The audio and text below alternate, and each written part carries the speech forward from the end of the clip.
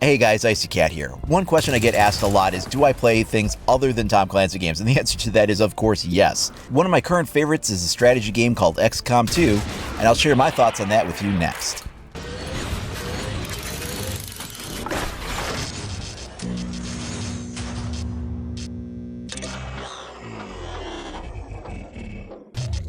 This is one of my favorite games right now, and this is called Xcom 2. It's a turn-based game, but it's also a squad-based military shooter with sci-fi elements.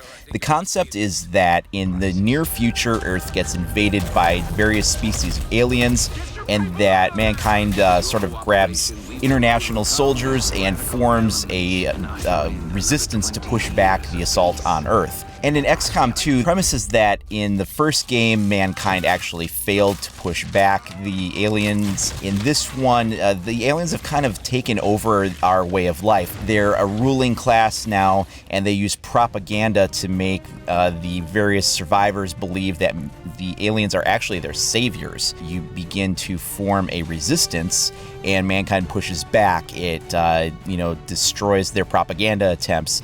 It takes on the human collaborators and will also attack the aliens themselves in an attempt to regain control of Earth. The game is a ton of fun. There's a lot of customization options. You can set up your soldiers to look like people that you know, so I'll name them after friends and family. And in this game, I actually have about 40 or 50 different soldiers already kind of preset for a character pool. They're based off of friends, family, colleagues, popular video game characters, movie characters. And I've tried to pull some familiar faces in here, so some of these soldiers are actually based off of the Rainbow Six operators. Of course, the equipment doesn't allow them to be like an exact copy of them, but you sort of like get the feel of what the various operators kind of look like, and you can get close enough by putting gas masks on them or certain kinds of helmets or, whatever you want. One interesting thing about being able to name the soldiers after the people that you know, and you make them look like the people that you know, and, you kind of like, set them up. You can even write in the character bios a custom backstory for every person you want. I did that for about 3 people, and then I was like, yeah, that's too much work. But if you really wanted to, you could write a custom backstory that would show up in the character's bio for everyone that you have. And the thing is, when you put this level of customization into a character, they feel like your own. Like, if you're playing with, like, I don't know, your little brother or your dad or, whatever, you're playing with the character that represents your best friend, they look like them as close as possible. They have the character's name or the person's name, everything.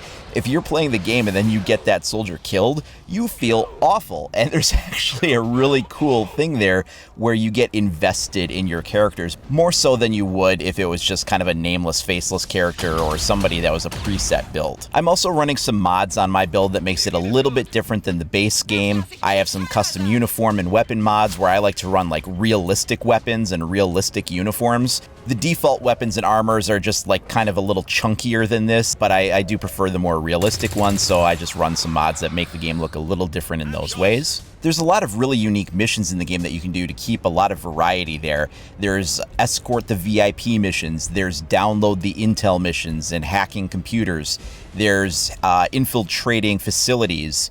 You can destroy communications uplinks. Of course, there are the standard, just go onto a map and wipe out all the creatures or all the humans or, whatever the enemy type is. You also have terror missions where the objective of the aliens is to go into a city and create panic in the civilian population, and they will attempt to murder civilians, and you have to extract the civilians like from the live battlefield, and you have a goal of rescuing a half dozen or 8 or 10 civilians, whatever, how many you can get out. The game also stays very fresh and dynamic in that there's an escalation of sorts. As you fight the aliens, you capture their technology, and then you can research that.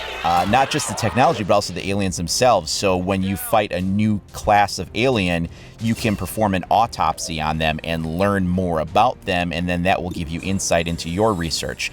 You can also capture their weapons technology. You can shoot down their UFO craft and capture the technology that's in there and reverse engineer that.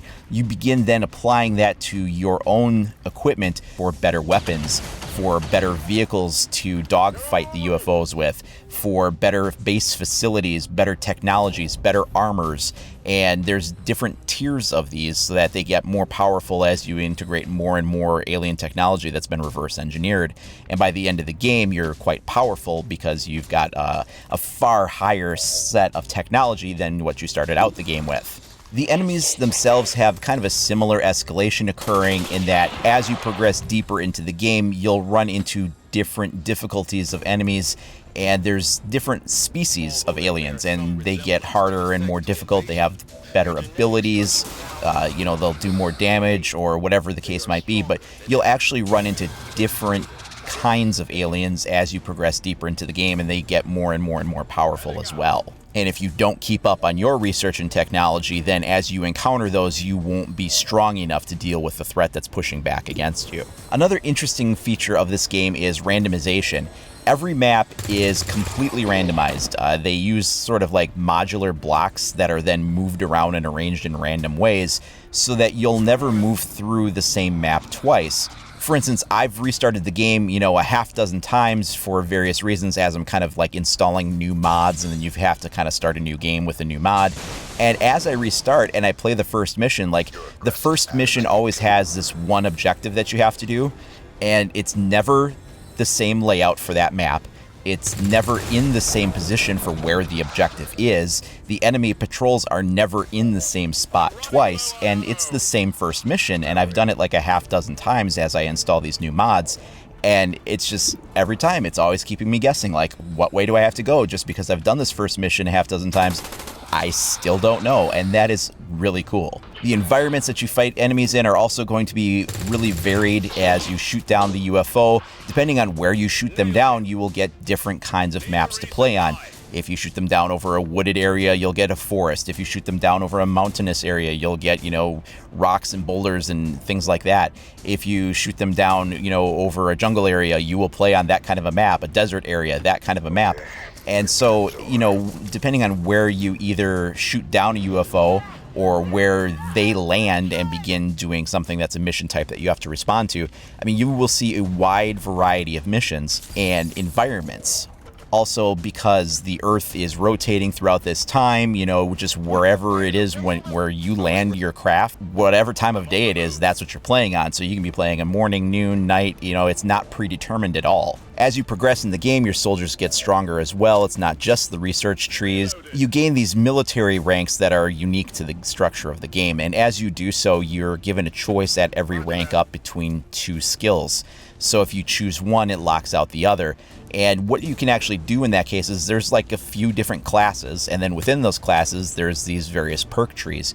And you can have two snipers, and yet they could play completely differently than each other based purely on the perk tree path that you've taken. This game is a lot of fun, and like I said, it's one of my favorites. This is, of course, very different than a Rainbow Six game or a Ghost Recon game. It's a strategy game, so it's going to be a slower pace. The whole thing is that you can kind of think about your action before you commit to it. This isn't the luxury of something you have in a game like Rainbow Six, of course. But if you like strategy games and you like military games, this is a perfect blending of those things with sci-fi kicked in, and it is just a ton of fun. One of the reasons I'm talking about this game right now is that during the month of June, the original Xcom that came out a few years ago, which is actually a spiritual reboot to the first Xcom that came out almost 20 years ago, but that Xcom that came out back in, I think, like 2010, 2011, somewhere in there, you can download that for free. It's a Xbox 360 game, and again, it is with the Xbox Games with Gold.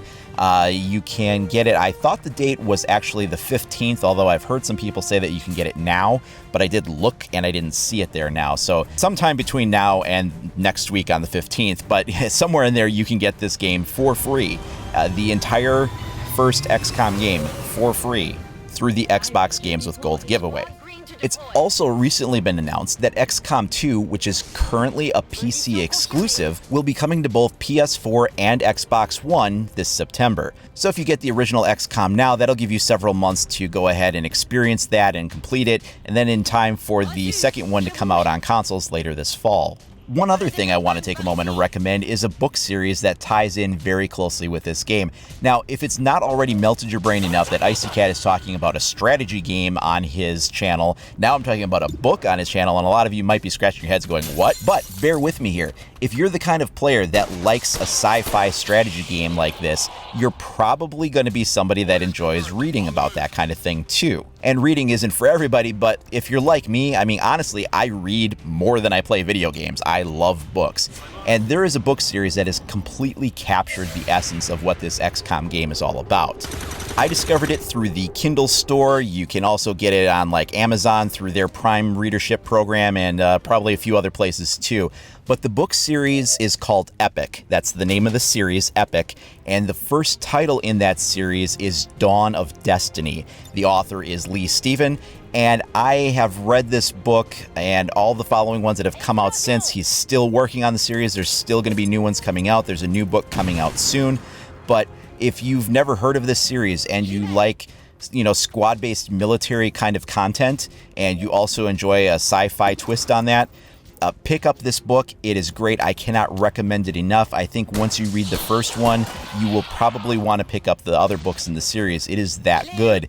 And if there's anything about this game that speaks to you, then this book series will definitely be a perfect companion for that. It has very deep character development, awesome action sequences, and just amazing sci-fi in it. It's just great all around, and it's pretty much the same premise as what XCOM is, at least from a concept, in that aliens have invaded the Earth, and as the various species begin to push in and try to gain a foothold, mankind has formed an international group of soldiers that travel around to these hot spots and try to push the threat back. And this is sort of the story of those soldiers and what they experience in those battlefields as they face these alien incursions. It's an excellent book that I think ties in very well to an excellent game. And I feel like I just can't recommend one without recommending the other, because if you like one, I'm almost certain you will like the other. I'll put a link to where you can find the book over at Amazon in the comments down below the video player. If you just open that up and look, you can copy paste that into your browser. Or once again, just search for Epic Dawn of Destiny by Lee Stephen. And XCOM 2 is currently on PC, and it will be coming to PlayStation 4 and Xbox One this September. Well, that wraps it up for this week. Next week, we've got E3 coverage. We're going to have a lot of new information. We're going to be talking about Ghost Recon Wildlands and all the new information that's coming out of there. There may also be a few other games to talk about. We'll see. I'm hearing rumors of a Skyrim remaster in HD with mod support. A lot of people are really psyched about the new Battlefield game. And personally, I'm holding out hope that there will be some kind of a sneak peek Splinter Cell announcement. I don't know that for sure, but I'm crossing my fingers and I'm really hoping. Well, thanks for bearing with me as I share a little bit about one of the other games I play. Of course, I don't want this to be a one-way conversation. Share with me in the comments down below. Let me know. Now, if you haven't already, please like and subscribe. Or you can follow IcyCat25 on either Facebook or Twitter. Thanks a lot for watching, everybody. We'll catch you next time.